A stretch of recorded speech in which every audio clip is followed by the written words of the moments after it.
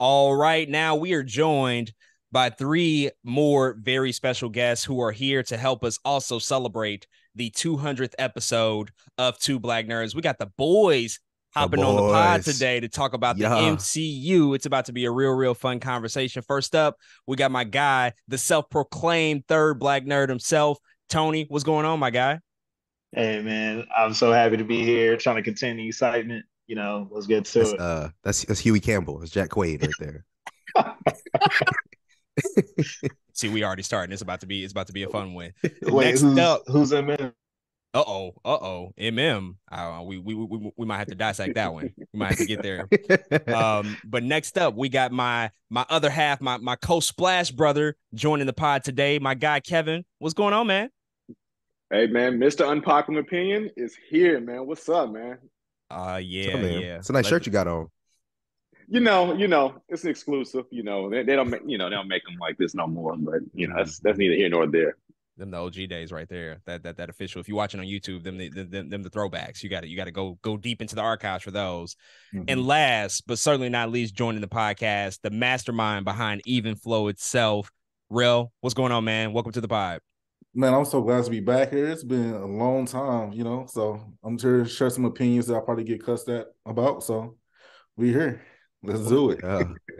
That's why you signed up, to specifically get cussed at for your take. So that's all good. You're here for the right reason. You're in the right place. But yes, thank you again, gentlemen, for joining us to help us bring in Two Black Nerds 200. We're so excited to talk about the MCU as we've been doing with all of our special guests for this episode and for the celebration. Before we dive into the main topic at hand, before we really get into it, I kind of want to just quickly go around and get all of you all's thoughts about the MCU, but distill it down into a very specific sentence, just a few words, a short, brief statement on how you feel generally about the MCU currently right now. So let's go ahead and disregard, all the lead up to the Infinity Saga, the first 10 or 11 years. Really think about the past couple of years and sort of distill down your feelings towards the MCU. Rel, I'm gonna go ahead and start with you, man. How do you feel about the MCU right now?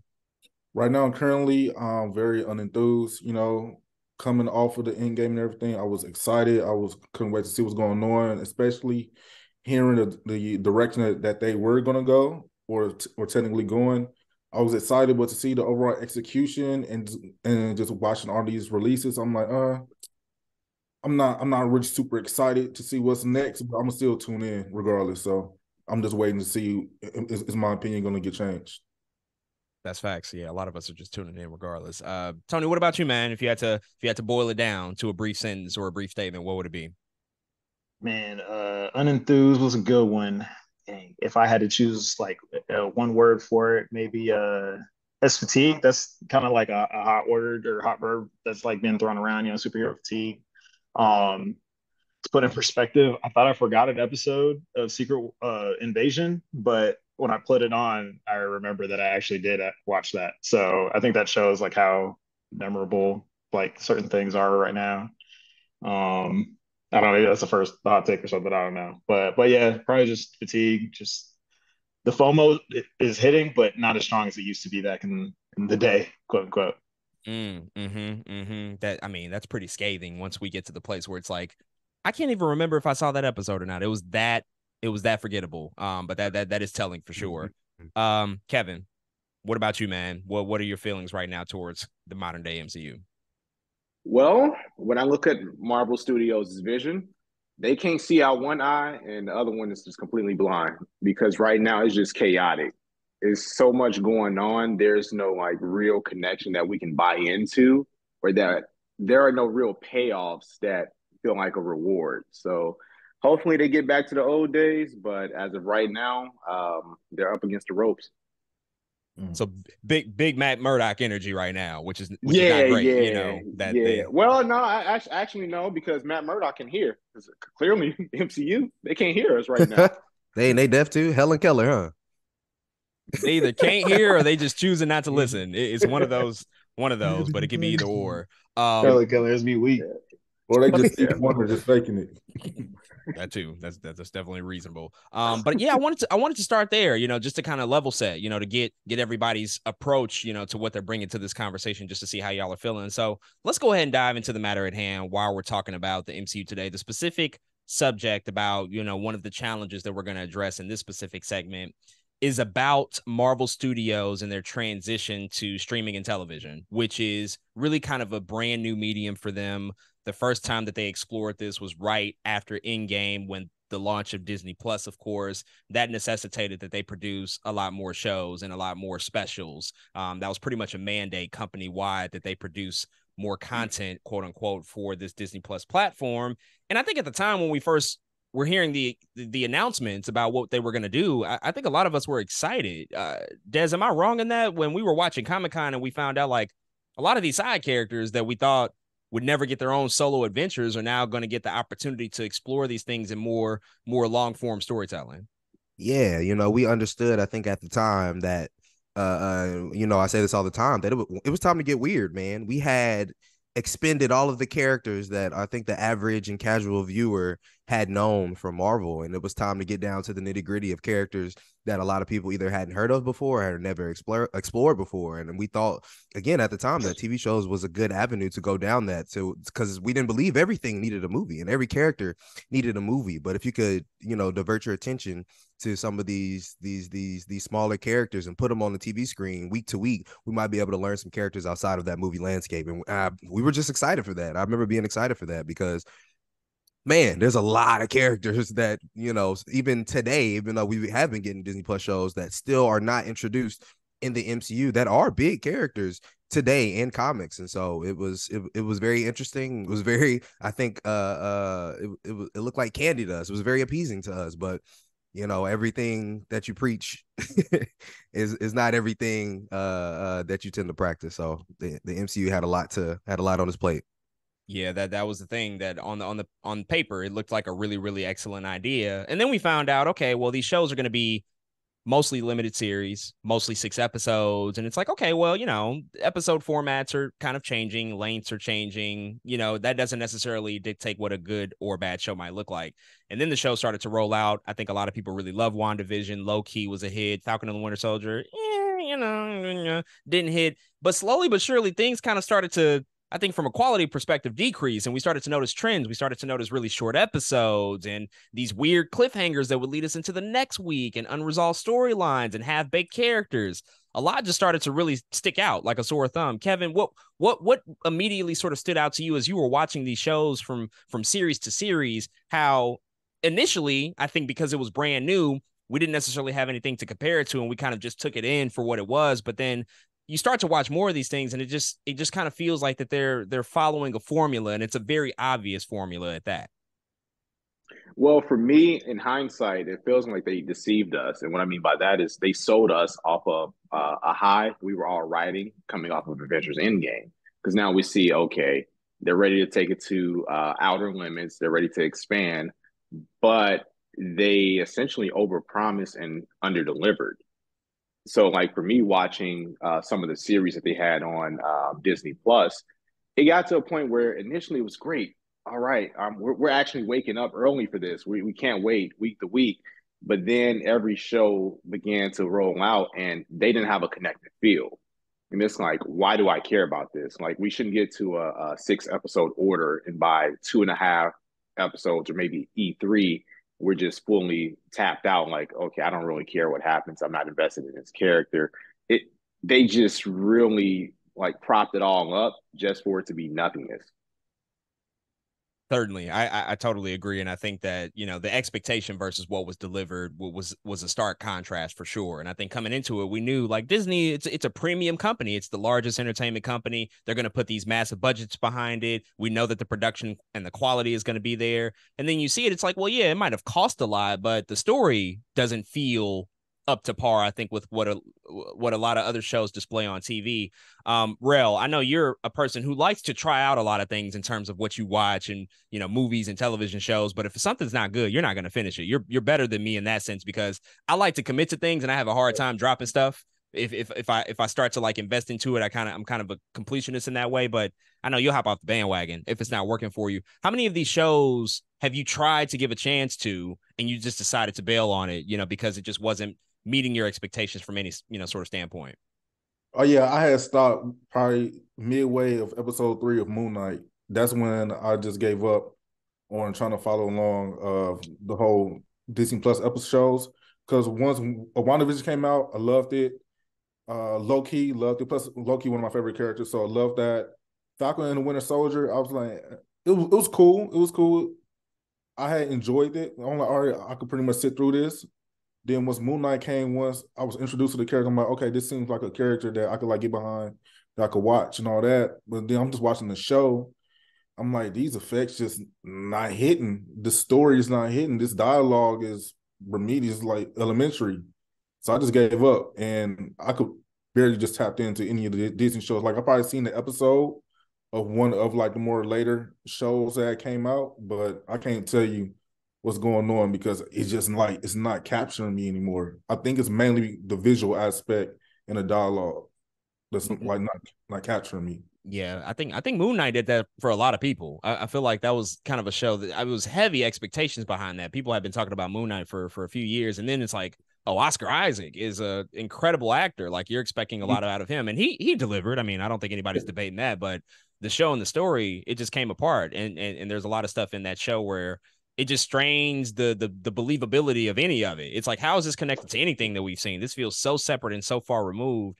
Tony, for you, I'm interested to know your thoughts about just the format of these things. Like, as a viewer, as somebody who's watching this, I think we've all probably had thoughts that some of these projects probably would have been better off as movies, or they probably would have been better off as longer shows, or maybe they could have been delivered differently. I mean, as you watch this, like you got to feel a sense that some of these probably didn't necessarily need to be shows. Maybe they started off as movie scripts and they decided like, well, this probably won't make a ton of money. It won't give us the return that we look for. Let's try to stretch it out into 6 episodes and really, squeeze everything we can out of it, even though the story and the narrative isn't necessarily designed to do that. Have you felt that watching any of these shows? Yeah, there was a word somebody said earlier. I think it was premium. Like you expect, something that you're watching from Disney to be, super high quality, especially coming off of like Endgame and everything. But yeah, I was really surprised that like after a while, I started feeling myself not be as excited, whether it's like the story doesn't really feel significant, and it's like, well, I could watch this or also couldn't watch this, but continue going to see like, whatever movies come out and be just fine. And then if you hit that point, it's like, well, what's the point of sitting down to tune in? I think Rel, as you mentioned earlier, like, yeah, WandaVision, like that was like a moment. Like we were all like tuning in week to week, trying to figure out what was going on. But it was also the beginning. I wonder if like that had come out later, if the same reaction would be there, just with all the shows kind of I don't know, kind of beating us down and us not being like, super, super hype. And they were gone kind of, for a year too from the pandemic. yeah. Mm-hmm. And so that's kind of what I think right there. Yeah, no, Mm-hmm. I totally agree. I think that layoff leading into it, there was an excitement, and then just the actual delivery of things. I think by and large, it's just like looking at the landscape of like streaming and television when there's, I don't know, like at this point, like 600 original shows, like scripted shows on TV, like there's limitless options. Essentially, you can go anywhere and find something that you want to tap into. And television as a medium has exploded in the past 20 years. Like we've gotten amazing shows, like some of the best narrative storytelling that we've seen by far, even comparing it to a lot of movies. It's like, damn, TV is kind of kicking movies ass in a lot of respects. When you look Mm-hmm. at certain shows, certain characters, we talk about this a lot, but I mean, just as a company and as a brand and as a franchise in a medium that is so competitive, Yeah. how is it that after 3 years of this new experiment, we're still in the same place? Because I think after we saw, I'll speak personally for myself. I think after we saw She-Hulk last year and we saw a lot of the narrative consciousness on the part of Marvel, a lot of the self-awareness about some of the mistakes that they made, about Mm-hmm. some of just the troubles that they've had, they poked fun at a lot of that stuff in that show. And I'm thinking like, well, they probably learned their lesson. They're going to go back to the drawing board, do some stuff different. The next show is going to feel completely different than what we've seen and what we're tired of.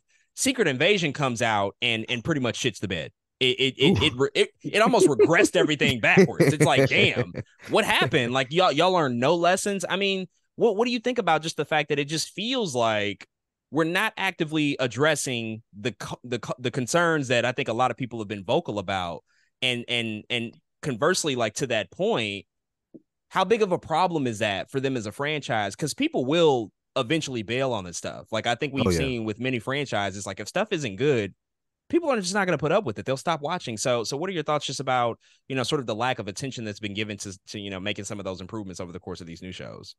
Yeah, I think one thing that is tearing Marvel up right now is arrogance, right? When you've been on top for so long, what is the pressure for you to make anything different or worthwhile, right? I think one of the reasons why I like WandaVision so much is not only that year, but there's pressure for like have your first MCU show just be good and be different. And we go into WandaVision and it's black and white. Everyone's like, oh, what's going on? That's a choice they decided to make at the beginning of all of this. I think that captured a lot of people's attention versus continue to go down the line. Now everything becomes formulaic. I think what happens in Secret Invasion / She-Hulk, right? She-Hulk, they talk about, again, they're breaking fourth walls, being very self-aware. In Secret Invasion, you're like, what happened? How did they get back to it? There's too much going on. I think there's a She-Hulk team and a Secret Invasion team. The Secret Invasion team already had the formula. The She-Hulk team was like, let's do something else in the formula a little bit. Does that make sense? and they just and eventually they were just like, well, you got what you got. Secret Invasion followed everything else. She-Hulk was kind of does feel like its own thing. It's following a lawyer show, a 30-minute format, and that's just that team. Now, let's say strikes weren't happening. Let's say another TV show that wasn't Loki. Loki is a little different, I think, and I think they're taking a different kind of care of Loki than they are some of the other shows.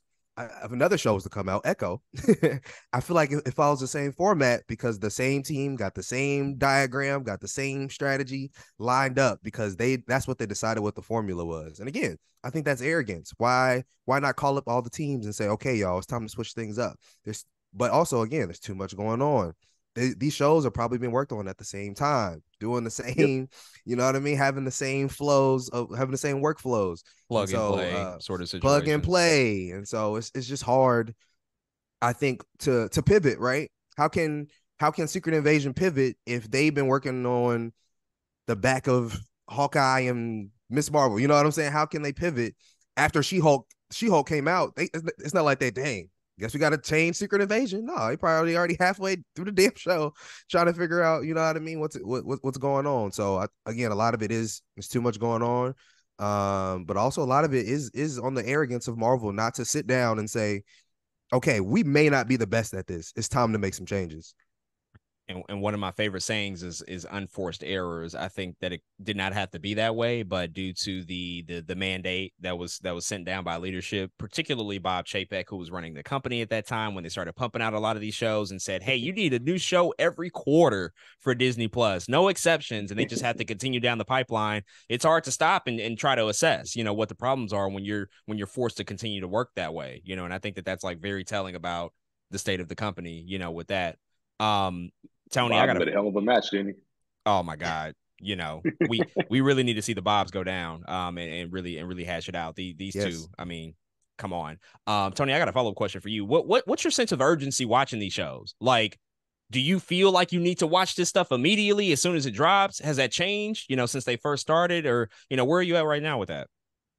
I will say, so Secret Invasion, I think I binged it playing Diablo a day, just one random day when like all the episodes are pretty much already out. I am excited for Loki. But yeah, I think I agree. I think Loki's kind of special. It also like comes out around my birthday. I'm like, that was like one of the first like original hype shows. So like Loki still definitely has my attention. But overall, there's like no sense of urgency whatsoever for like the more recent ones. I think I did tune in on a weekly basis for Moon Knight. Just like one of the characters for me personally, excuse me, that I'm not really too familiar with, and so that was one of the reasons for that. But yeah, like Secret Invasion, I didn't feel it, and I was already hearing like there wasn't really a lot of buzz for it. Like it definitely helps. Like if I'm afraid to get on social media after an episode comes out, like that's how you know it's good. But if I'm like, oh no, I won't see any spoilers for this. Nobody's even talking about it. I think that's gonna tell them. Damn, let me just open up Twitter. Oh wow. Nothing about Secret Invasion today. Okay. Well, guess I'll watch it when I watch it.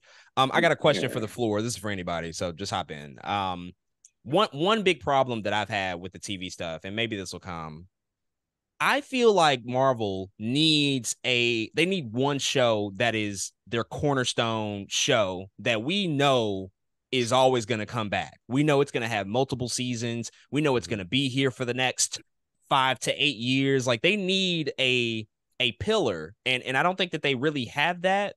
So many of these series have been limited series, or we're just not clear if they're going to get second seasons. They just leave it very ambiguous by the end of it. And a part of that is like, okay, I guess, we can sort of wait for the announcement. But at the same time, TV is a whole different medium. It's not like movies. I think that there's just an expectation like, okay, season 1's over. When's season 2 coming? Same thing, so on and so forth. And we haven't really gotten that, with the exception of Loki. And maybe that is the show to be that show. But for the floor, for anybody who wants to jump in, like, is there a character or a property that you feel like can be sort of a cornerstone television show that, despite all the other stuff that's happening, maybe as a one-off basis, maybe Hawkeye is just like its own thing, maybe WandaVision is a limited series, there's one show, one character, one franchise that can just always be there, that can just constantly go back to the well, and every couple of years or so, we know we're going to get a new season. It could be a team, it could be an individual character. I'm just interested to hear what you guys think. Honestly, I say no because they've done a poor job at building stars. Like it worked in film because obviously they weren't at the time A-listers, but you had like B-listers that was easy to transition to A-listers. But now since then, again, we've watched some of these shows, and by episode 3 or 4, it's like, I don't really care. I'm not bought in. Or for the casual viewer, they don't even know what exactly their purpose is. That character's purpose is. Like, there's no real source material within the show to, rely on, and then they're just not interesting enough. Me personally, I don't think they're going to get a true star or something that gives them consistency until they get deep into mutants. When they introduce the X-Men or some other type of mutant affiliation, that's probably when they can, have something that's episodic and that works, that people can attach to because it's identifiable. Other than that, they're fucked. Hard to argue. I think mutants is a big opportunity. I mean, I could see a lot of those characters having a like a tentpole show where it's like, you just know it's always going to be sort of a mutant presence on Disney Plus. We might still get movies, but there could still be stuff on the streaming platform as well. I think to the same mutant, idea, if that could have been another reason they used all these damn Young Avengers. Is a Young Avengers TV show. That's what we thought. Yeah. Oh, look, season 1. There's cameos from random Avengers that we know and love, but also we have the Young Avengers, and we are watching them grow up in real time. It's easy. It's not like Titans ain't out and all these other TV shows that are kind of following that same model that are decent are out, right? There's another. You have the source material. You have other people already kind of doing it. Make it your own. You know what I'm saying? And I think, again, an X-Men, a Young Avengers, I think a young team is a good way to do that, because you can cameo older, kind of like mentor people and throw them in there. And then if it's at least 1 to 2 years, you can watch them grow up. You can watch character progression. People get older. Them older actors ain't gonna, I think a lot of them ain't gonna be around, for all them years to do that. But young actors absolutely will come back to do things like that. If you think about sitcoms when you were growing up, right? Mary-Kate and Ashley came back for how many seasons of Full House? You know what I'm saying? Like, it's okay. I think for us to have that idea of people being locked into a show for a decent amount of time. It could have been Runaways. You know what I'm saying? It could have been a lot of different shows to kind of have that anchor with some teenagers that we can just follow. As long as they don't use those Thor and Love and Thunder VFX, maybe it can work. Oh my God. Axel with the floating head is crazy. That shit was nuts. Hey, man, I blocked that out. I completely forgot about that. Oh no, don't block that out. I'm adding that to my presentation on why we should bring back Shane, because that shit is embarrassing.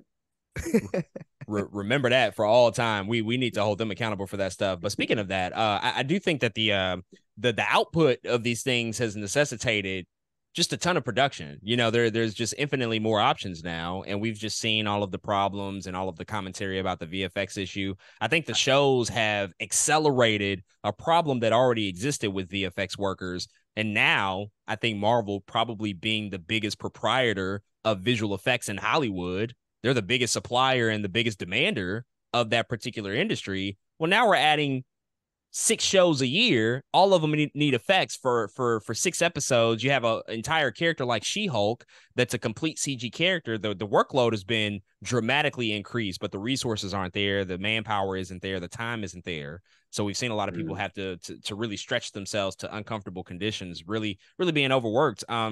Real, I know you got thoughts on this, man. I'm interested to know, as a viewer, as somebody who goes to watch this stuff, like, maybe many people aren't thinking about it, but I think we got to be honest. Like, some of these things have been kind of egregious, where it's like even the casual viewer would look at something and say, "That don't look right. Like, what's going on here? Can we get some better effects? Like, what are your thoughts just about the strenuous, sort of look of these things and just the quality and how it's sort of taken a downturn?" Oh man, so I'm a post production guy. So that's my background. I love editing, visual effects, CGI, and all of that. And my first time noticing them like falling off as far as their VFX was either Infinity War or Endgame, when seeing Bruce Banner's head in that Hulk Buster suit. Oh my God. And it looked like it was like his face was copy and pasted on. But I didn't trip. I'm like, all right, that's weird. But I'm not gonna worry about it because the movie is amazing. But as stuff will just continue to come out, I'm like, this looks like a real bad sketch comedy show of effects. And like, this, and they got the money for it, they got the budget, and like it just comes down to these workers just being overworked, and they gotta like turn out so much product with these short deadlines that all the work looks so stepped on, and it's killing the quality.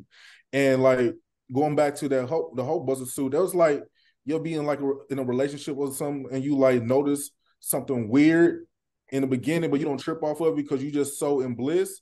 And then like down the line, it's just going like, yo, this has been garbage for a minute.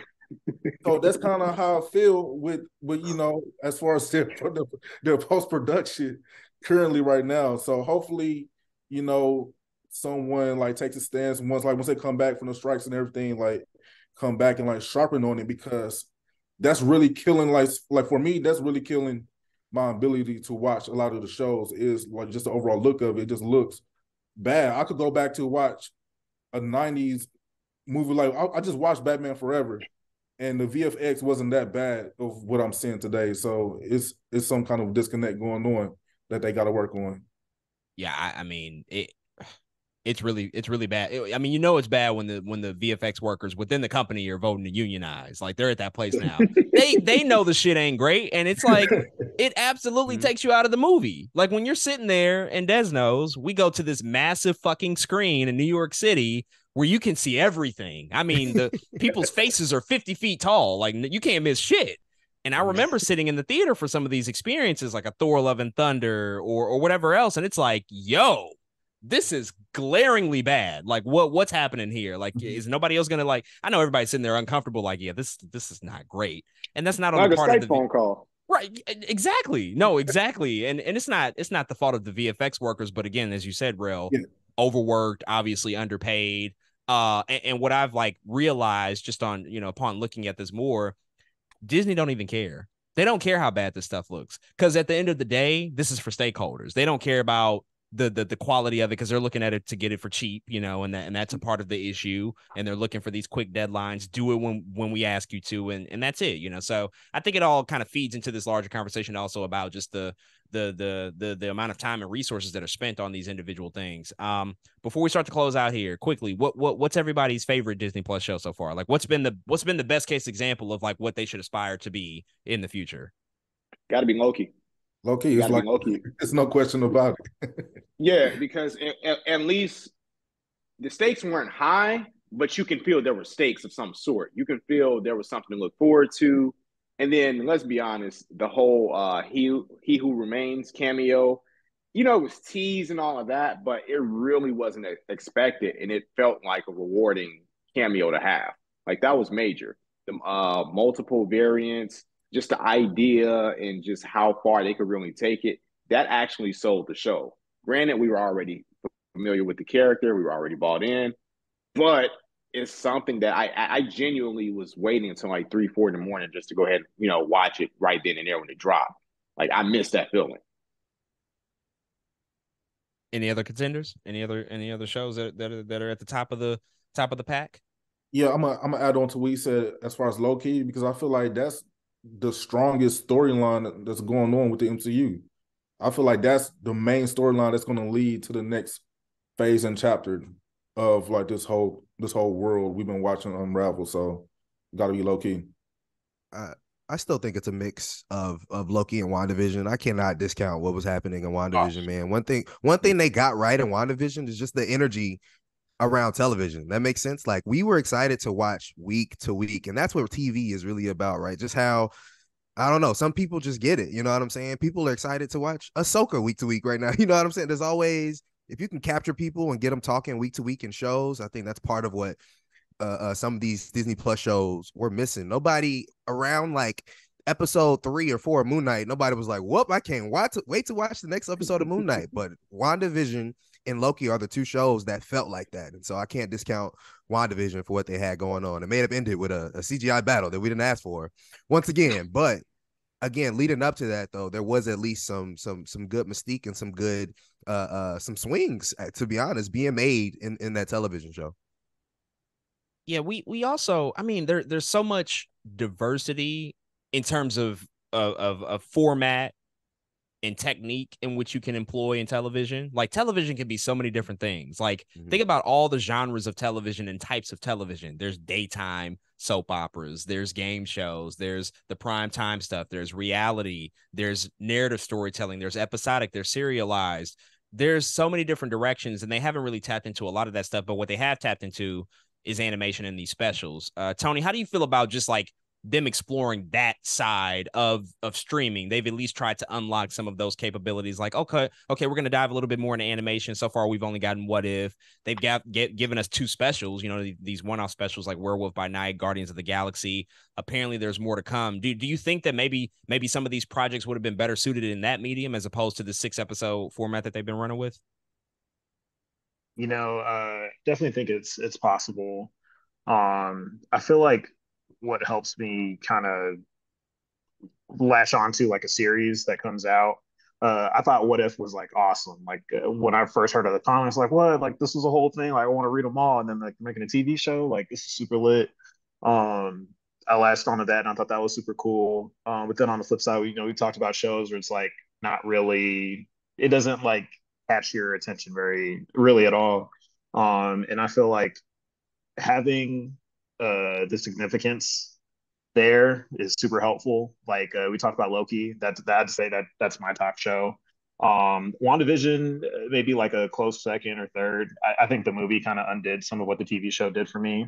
Just like with like the lack of vision in the movie. But anyways, Loki had like the next villain coming up, even though like it wasn't the same variant, but it also started from like a familiar scene from, I guess, I don't know about Endgame, or if you want to count like the first Avengers, just when it was back in time and when he took the Tesseract and all that. And so you had familiarity. You also had like what was coming down the pipeline. They didn't have to explain like why you should care about this. I think if the medium can really just catch you just with that right there, like just the significance of why you should care about this. It shouldn't be that difficult, and yeah, I think it could be cartoon, could be TV, could be movies, but if you're just like throwing stuff out with poor effects, crazy storytelling, or even the TV show could be great and then the ending is like lackluster. Like I think Moon Knight had like the final fight, he blacked out. I was like, here of all times, I could be misremembering, but it's just things like that that just kind of like sour it and yeah, ruin it for you. Yeah, a big challenge too is this. You mentioned WandaVision, Doctor Strange, the connectivity or lack thereof between these shows and movies. Like I think we all kind of expected a little bit more from that respect. Like, oh, these are all going to tie together, and then they don't. They absolutely do not. Like, and then when they do, it's like it's a little murky. And I know a lot of people had problems with the WandaVision to Doctor Strange to sort of transition. I think that's valid for sure, just because it can be like a very jarring experience. And so we haven't really seen them go back to that territory really at all. And that's also kind of an interesting choice, where it's like these things really do feel disconnected and dissimilar. Like I don't know if this is like all the same MCU at this point. I feel like we're at a point like the scope is increased because you have so many characters, right, as comic books, and it kind of feels like it's like a mile wide pond, but like an inch deep for like a lot of the content that they're putting out. I think that might be the best way to phrase it. And so yeah, it's like every now and then, like maybe there's I don't know what it's called, there's a pothole underwater, but like yeah, Loki is like, oh wow, like this is like super in depth and like it hooks you and you're like looking forward to like the next thing. And then other things it's like, okay, well like I watched that and that was it, on to the next thing, I guess, if I'm still hooked or if I'm And like a Loki diehard looks fan. good. And Loki looks Man. good. Yeah, it does. Does. Hey, but I want to say this though, like recently I was thinking about this. I've grown so concerned that they're so disconnected that when they do like the next big Avengers film or films, I'm not so sure it's gonna be like a home run like they think it is. Like I really think there's a slight possibility we get an Avengers movie and it's just kind of like, oh, okay, it's all right, it's mid, which that's literally the opposite of what they aim for. Yeah. Because you mentioned the weird, the wonky connection between WandaVision and Doctor Strange Multiverse of Madness, but also include Spider-Man, No Way Home. Like it's like you're using the same characters, but none of it feels relative. Like that's asinine. So what happens if you give us this big, huge movie and we just like, oh, okay, that was good, that was cool, I guess, and that's it. Man, Like, what we gonna do? that would be the worst fuck. I tell you what, if we get a mid Avengers movie after all of this, after everything that this road has taken us through, because by the time Kang Dynasty comes out, if it comes out, it will have been at least 8 years since Endgame. Mm-hmm. Like it'll be a huge layoff, Wow. and that's their crown jewel. That is their biggest franchise. Like that is what this is all about. And if you get to that place where I think in large part due to some of these TV shows not delivering in the way that we want to, and all of a sudden you arrive to a film and a lot of these characters, how do we get here? How do these tones make sense? How do you bring it all together? I don't really care about this person because their show wasn't that great. Like if we start to really think about that as we're watching the movie, we're in big trouble. Like I think we're in big trouble at that point. So I want to ask y'all as we wrap up here two big questions. The first one, and everybody got an answer, so definitely give it a quick thought. But how would you fix the MCU?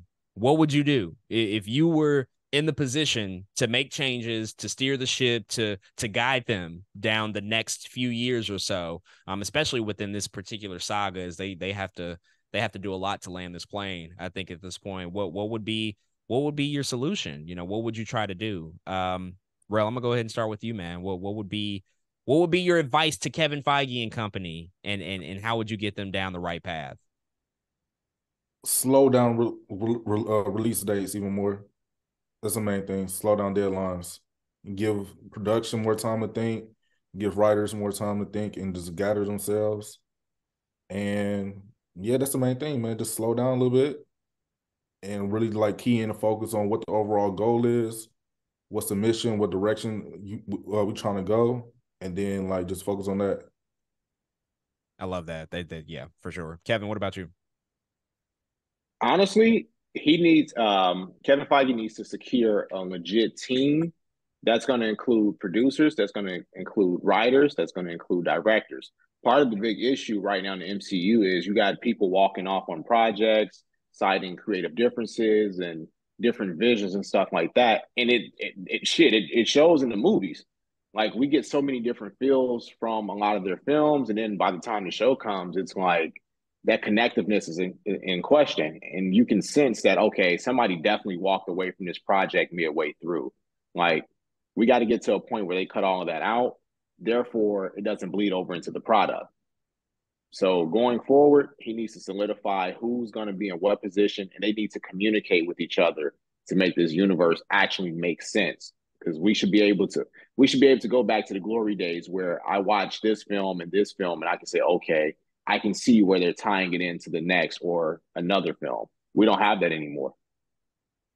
And speaking of him, it should be mentioned he's spread too thin. He's spread way too thin. Oh yeah. That, he cannot guide everything that's in play right now. Like there's no person alive that can have that level of focus and care and attention divided in all those different ways, and the quality's still going to be the same. There's just no way. Like, he could do that when they were producing 2 or 3 movies a year, but when you're dropping 12 projects a year, that's impossible. Nobody can do that. We need a Hey, TV show showrunner. he fuck around and be happy about this strike.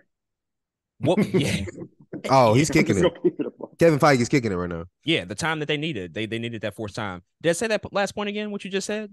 They need a TV show showrunner, right? Kevin Feige got the movie. Somebody else got the TV shows. Together, they make Benioff and Weiss. Of course, not actually Benioff and Weiss, but you know what I mean? The idea that was Benioff and Weiss. And so that's what he need. They need somebody who's like the Kevin Feige of MCU shows is what they need. Yeah.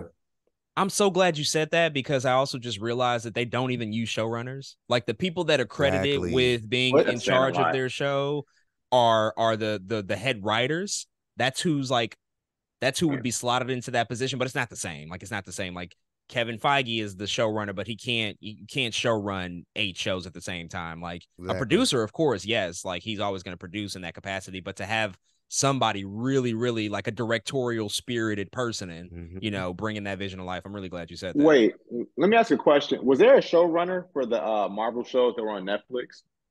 Yes, those had showrunners. Yeah, that makes sense why it was so interwoven. Yeah, and I know Daredevil, they switched showrunners after, I think, season 2. Jessica Jones switched showrunners. They definitely had them.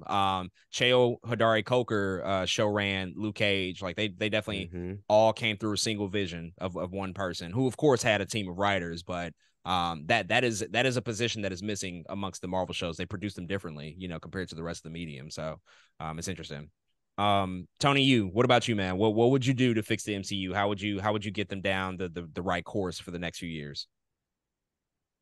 Man, I was thinking about this question. I'm definitely not the guy with all the answers, but maybe I would ask the question, like, what makes the show captivating? Are we just doing this to get people here, or if we put quality and like heart and soul into this and put it out there, then the people will come. Like, I think the latter is kind of better take, because lately it feels like they're just putting content out there. At the same time, like, I think we're getting and we'll get like a lot of cool characters, like seeing them on the screen. I know they got Ironheart. I think that's next year. Of course, like Moon Knight, something that people thought was cool for forever. And his art, so I can appreciate it like it's just one thing, but at the same time, like when you have this like universe, right, that should be connected, it would be nice if like they weren't just like throwing stuff out of it, just throwing stuff out at us just to say it's like MCU, go check this out. Yeah, what can they do to make it more captivating? And then also, do they have retros? Like, the shows come out so fast that they can't like iterate, like y'all were saying. I don't know. Retro. Maybe that too. Yeah. Maybe come out with things with just enough time where like you can learn a lesson and apply it somewhere else. You can do that. That's a great one for sure as a takeaway. Last question before we get out of here. What are y'all excited about? What project is at the top of your list of what you want to see the most coming out in the next few years? They do have a lot of plans. Obviously, we're leading into these Avengers movies with this multiverse saga, but there are some seasons and there are some TV shows confirmed. There's also some stuff that hasn't been confirmed. So, even if you read about something that feels like it's going to get made, but we don't have an official announcement, that can be a part of it too. But what would you say is like at the top of your list of things you're most excited about? Kevin, let's actually start with you on this one. The movie that I'm excited, no, not even the movie. Actually, yeah, I'm gonna stick with this. They have to get Deadpool right, because I'm excited for that. But I also know that's something that's been coming. Package your products. Sticker beauty. That's something that's been coming for a long time. We all have been anticipating it, and then we keep seeing these rumors and everything leaking of who's going to be in it. This, and that. This is going to be their good restart. Like, coming off of the writer's strike, that's something they have to hit as a home run. It's a need, and it could actually give them some momentum going into both the multiverse saga and what we predict will be the mutant saga. So that's a can't miss for me. Need that. Tony, let's go to you. What will be your most excited project? Really looking forward to Loki season 2. So that's definitely my TV show pick. If I could pick a movie, I'm curious about the Marvels, because okay, WandaVision into Doctor Strange. Like we talked about the weirdness there. I'm curious how they'll go from Miss Marvel into the Marvels and how it'll turn out. So I'm really interested in that one right there and get to see who's a Photon and all the Marvels in action. And so it'll be lit.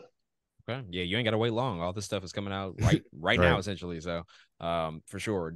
Rel, what about you? What project are you most looking forward to? Honestly, I'm really excited to see what they do next with Spider-Man. Like with everyone forgetting that he's Peter Parker and all that. I want to see how they're going to move his character forward and throw him back into the mix of the Avengers and all of that, if they even do that. So I'm really intrigued to see how they're going to pull that off. Hey man, last time we seen him, man, he moved into Arnold's boarding house. You know what I'm saying? My boy broke. Had to make a new costume. Right. Hey, shit hard for him right now. Turned to a broke boy. Oh my God. No, Spider-Man. Spider-Man occupies the same territory as Batman for me right now, where the company, Disney and Warner Brothers, respectively, they realize we can't fuck this up. This has to be good every fire. So it's literally really good every single time. So I'm always comfortable when a Spider-Man movie comes out because I know it's going to be good. They know that they can't fuck that up anymore. Yeah. They've had their chances. They don't get really many more swings at that. But that'll do it for us today. And thank y'all again for hopping on and chatting with the MCU and doing all of this conversation, sort of talk about the Marvel Cinematic Universe and some of the challenges. We really appreciate y'all hopping on. Before we officially get out of here, do want to give y'all the opportunity to, let the people know where they can find you, man. Rel, let's start with you. Where can folks find you on social? Go ahead and plug that away. Oh man, you can find me on Instagram at Jarrell.evenflow, as well as the coffee page at evenflow.coffee on Instagram. Twitter, the same handle, Jarrell.evenflow. Tony, where can the good people find you? Oh man, I'm just a regular guy on Instagram at Tone. Absolutely. Kevin, go ahead, man. What's going on? At the Kevin Theory. 3 words all together. Come see me hate. Please send the hate in all of their directions. Don't send it to 2 Black Nerds. Send it in all of their directions because they said all the controversial shit. But again, appreciate y'all. This was incredibly fun. Thank y'all again for helping us celebrate 200. This is a very important milestone. And of course, we had to have the boys on here to come and chat about the MCU with us. So this was a great time. And yeah, we got to do this again soon. We got to pick another topic and find something else to talk about so we can bring y'all back on. Absolutely. Hey, man. Hey, and congratulations to you guys too, man. Like this is something we all bought into, and we always you guys never get your flowers when we tell you, like, hey, we appreciate you. We all look forward to what you guys put out on a weekly basis, and you guys have become like the true marker for what we have in entertainment. We actually look up to you guys to provide us with insight and deliver perspectives that we probably don't even see ourselves. So thank you guys, and congrats on 200 episodes. Appreciate that, brother, for sure. Much love to y'all. Appreciate y'all. We'll catch up again soon. Yes, sir. Thanks for having us. Peace.